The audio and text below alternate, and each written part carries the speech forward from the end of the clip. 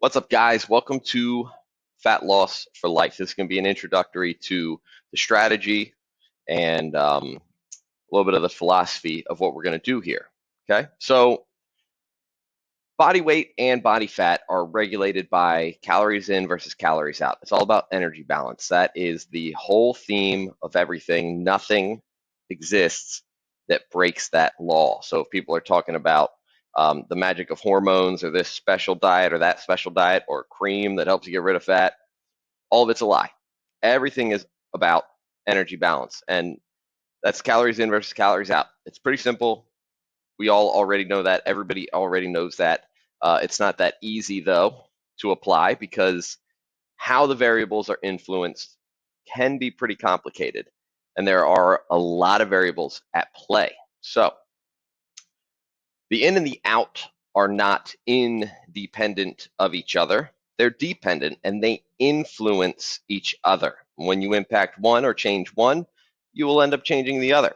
If you decrease the amount of food that you eat, you will decrease the amount of energy that you burn. If your calories in goes down, your calories out will also go down. So the idea of eat less, exercise more is pretty difficult. If you increase the amount of food that you eat, you're going to increase the amount of energy that you burn in a number of different ways. And maybe not to an extreme degree, but no matter what, if the in goes up, so does the out. Your body does that because it's always moving towards energy balance. It's always moving towards homeostasis. Always. Your body is never static. It's not a closed system that finds homeostasis and balance. It's always open and active, and those factors are influencing it, so it's in flux, but it's always moving towards balance. It's important to understand. Your body wants to be in balance. That's a key thing to understand, that your body wants to and will naturally move towards balance, which is what we're looking for, in the right direction. If it's not in balance, it will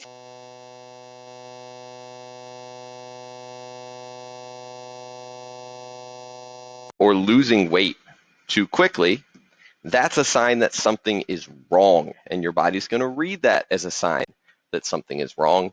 And your body's going to move to correct it really quickly. If you're not eating, you're starving yourself. So you're losing weight quickly. Your body's going to respond by making you very, very, very hungry and decreasing your energy level so that your output goes down. Sometimes it can't. Sometimes it can't fight it. Sometimes it can't regulate itself. People get different types of illnesses and they lose weight very, very quickly and they gain weight very, very quickly. But those are extremely rare. And those are not people with slow metabolisms. And those are not people with slight health issues or even a whole bunch of, common comorbidities that have been talked about in the last few years. These are extreme cases only. Sometimes they can't. Now, something that's very important to understand that we're going to try to hammer home here is that faster rates of weight loss will increase the odds that you'll burn lean body mass. So everybody's going to talk about how fast you can lose weight and how effective these different diets are. But faster rates do not mean better. They rarely, if ever, stick. There's a very fraction of successes, and there's a small number of total successes, and a small number of those are actually able to stick if the weight loss is fast. And it has negative effects on your body, which causes regain to be more likely and more severe when it happens. The effective rate of weight loss is about 1.2% of your total body weight per week at first at the high end and 0.4% at the low end when you're heavier. And the more weight you lose, the more that number comes down. So if you are 40% body fat, you can lose 1%, 1.2% per week. So if you are 125 pounds and 40% body fat, during the first few weeks, you can lose 2 pounds of fat per week, but very quickly that number shrinks. And on the low end, to be effective, being 0.4 means if you're losing less than that per week, you may lose motivation and encouragement, but it's not necessarily a negative health effect. It just means progress is slower, which is fine. So if we take those rough numbers and just get a general ballpark of a made-up person, if you're 200 pounds and you're losing more than 1 pound per week, That means you're likely burning 50% of it as lean mass and 50% of it as fat mass if you're getting enough protein. If you're not getting enough protein and you're burning at that rate, at an accelerated rate, you're probably burning more lean mass than the fat mass ratio trade-off, which is not good.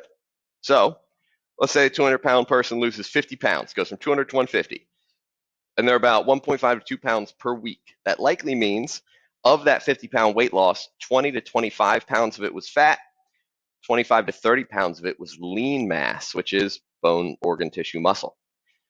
The end result means their metabolism is much slower, the rate of regain is going to be way faster, and the amount of fat that they're going to accumulate in the regain is way higher. So if that person started at 200 pounds, they were 25% body fat.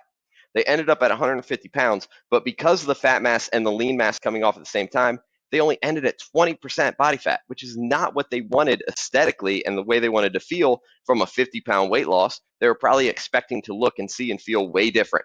It's disappointing to lose 50 pounds and then not look like you would expect because your body fat percentage is still so high. Then when they regain it back because they lost it so quickly, because they ate away at their lean mass, because they changed their metabolism, the rate of regain is going to be quick and it's accumulate fat faster. So if they regain all the way back up to 200 pounds over the next 6 or so months, they're likely going to be at about 32% body fat now. So 1 year of going a very aggressive diet or challenge to start the year, 200 pounds and 25%, they would start the next year at 200 pounds and 32%. That is real. That is the reality for 95% of dieters. Everybody that diets, there's a 95 to a 98% chance that it's going to fail. And 2/3 of those people will likely be fatter in the end. That means numbers are even worse for 66% of people that try to diet. And the more times you yo-yo, diet down and gain, you're more likely to join the 66% where that fat accumulation is increasing. It's important to know. There's a lot of factors that will influence this. Calories in versus calories out. Calories in are going to be impacted obviously by how much you eat, but what your hunger levels are, your digestion, your hormones, your energy levels. Calories out is going to be impacted by how many calories you're eating, your hunger, your digestion, your hormones, your energy levels, your NEAT, non-exercise activity thermogenesis, and then your total amount of exercise. Those are going to influence this equation of energy balance and weight. But there are some key pillars of regulation that will regulate the whole system and make sure that it's running efficiently and maximally, that are going to help you and support you. And let's look at them as savings accounts, okay? If you build and protect them, they'll handle every single thing that you need for the rest of your life. But if you deplete them, you're in trouble, because then you don't have those resources to fall back on. And the very first thing that you're going to need to do is build those resources back up.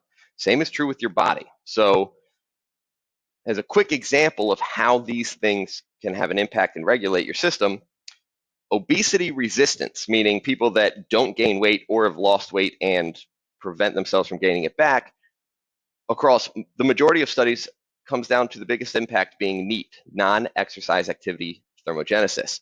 Obesity resistant people will increase or decrease their NEAT to match their intake. So when they eat more food, their non-exercise activity thermogenesis will increase to match it, which can be simple things like being active, moving around, taking extra steps during the day, parking and walking, how active you are when you get home, little things like that. People that are obesity prone did not. If they increased their food, they did not increase their NEAT. So their NEAT pillar was broken. And that alone was the biggest variable to obesity resistance or non-obesity resistance. Maybe not literally the only factor. It's not an independent. However, it was the one that showed up consistently across the board. And it could be a factor of 500 calories per day, your NEAT, which is substantial. That's a pound a week. So let's look at it like this. This is not exact. These are not the exact pillars of regulation, but it's still a really good visual. You have your calories in versus calories out. And we say your pillars are your hunger level, your NEAT, muscle mass, rest, protein, efficiency of your actual metabolism, your stress, and your emotions.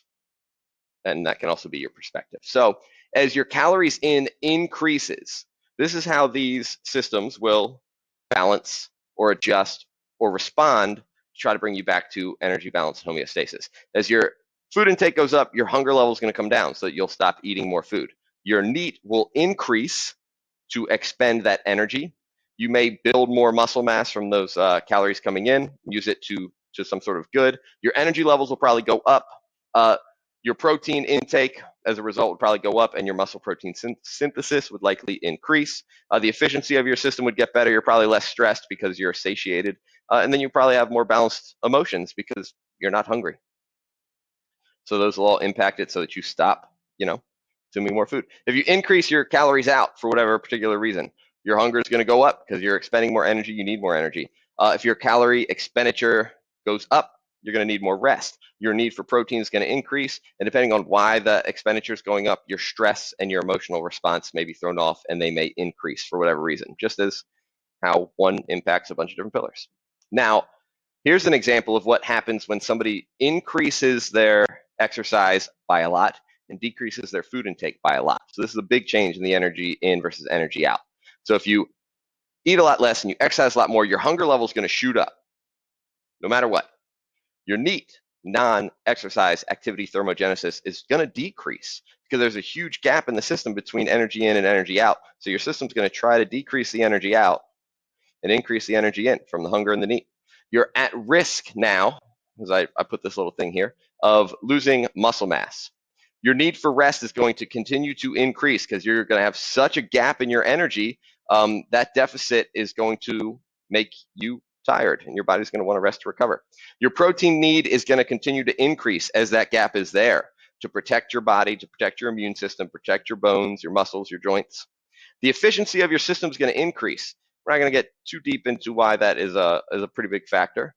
But to keep it simple, your metabolism is going to adjust to your new energy in versus energy out. So if you cut your calories down, you create a 500 calorie deficit per day, your metabolism is going to impact all the pillars to slow down and try to match it so that you stop losing weight. That's a plateau. Your stress is going to increase a lot because you're creating a huge deficit. You're hungry and you're trying very hard. And usually if the gap is too big, you have a negative emotional reaction to it, which is going to make everything harder. That's an example of your body's response when you go a lot of calories out from a lot of new exercise and you cut your calories back a whole lot. Just as another example of how all these factors may influence each other, if your stress level goes up a lot, your hunger is going to go up a lot naturally. If your stress level goes up a lot, your NEAT is going to go down. If your stress is chronically high, you're going to burn some muscle mass, your energy level is going to plummet, your need for protein is going to continue to increase, and you're going to probably have negative emotional response. So not looking at calories or food, just looking at the impact of stress across the board, that'll impact all of the other pillars. Now, if all of these things are healthy, your hunger, regulation, and communication with your brain and your body, your NEAT, your muscle mass, you have an appropriate amount of muscle mass, you have the right amount of energy, you get enough rest, you're getting enough protein, your system runs with the appropriate amount of efficiency, you're managing your stress, you're managing your emotions. These are going to impact the calories in versus calories out, and they're going to keep them balanced for you. And they're going to do all of the auto-regulation and fund and support every single thing that you want and need. But if any one of those things is broken, it's going to throw off the whole system. So this goes back to, look at them as savings accounts. You can always rely and depend on them. So if my life gets super, super, super stressful because of work, because of personal life, because of relationships, whatever, my stress goes through the roof. If I have very healthy hunger response and signals, then my hunger won't go crazy or plummet. It'll stay within a normal range and my food intake will get balanced with it. My NEAT will stay balanced and high and active or wherever it happens to be to match the calories in versus calories out. If I have enough muscle mass, it'll support the system. If I'm getting the right amount of rest and expending the right amount of energy and have the right amount of energy because the system's there, it's going to help me manage that stress. If I'm getting enough protein, all of those things are going to help keep me balanced regardless of what happens. If my hunger, for whatever reason, is out of control right now for stress reasons or whatever, if I have enough muscle mass, I'm getting enough protein, my system runs at the right amount of efficiency, I have an emotional state where I am mature enough to keep it in perspective, and my NEAT is running, then even though I'm eating and consuming a lot more, my metabolism is going to match it so that it don't start accumulating fat rapidly. If those are broken and they don't work like that, my hunger's out of control and none of the other systems are in place, I'm going to start eating too much food, accumulating fat. That is just a brief overview of how the system works, what we're trying to do, what the philosophy is, and what the perspective is. So we're not trying to get you to burn a ton of fat really, really quickly. What we're trying to do is get you to control all of the pillars across the board. And when you have control over those pillars, you have control over your weight regulation. And it's easy to decrease your calories in or increase your calories out by enough of a margin that you can control that will create fat loss for a period. But we'll do a period of fat loss and a period of maintenance, which is called a diet break or reverse dieting, and we'll cycle that so that the fat will slowly come off of your body. The system will be healthy and functioning, and when you're done, you'll have complete control of it. You'll be obesity resistant. You will prevent the disease. You'll prevent the obesity, and this is how you're going to hammer that thing in place so that no matter what, it sticks forever. Speed is not the game. Building these and teaching you how they work within your individual life and your individual lifestyle, we put the systems in place so it's effective. So it doesn't really matter if you're ketogenic or low carb or high carb or vegan or carnivore or anything else. Who cares? As long as you can hit the pillars across the board and get the system working and you hit the principles across the board, it doesn't really matter what you do. You could be keto 3 days a week, paleo once, high carb the next, whatever, who cares? Doesn't matter, because in the end, you'll have control over how all of these things work, how they regulate, how they balance it, and you'll be able to tip it back and forth. Without this, your relationship with food is probably going to be damaged and terrible. Your relationship with your body is probably going to be damaged and terrible. You're going to fight a losing fight that's going to be harder than it needs to be. And in the end, you'll never arrive at where you want to be. But if we can put these in place and you're willing to take the time to put them in place the way that we teach you, everything works and it works forever. So it just takes time to go through the process and learn, which I love teaching. So I hope you like to be a part of it too.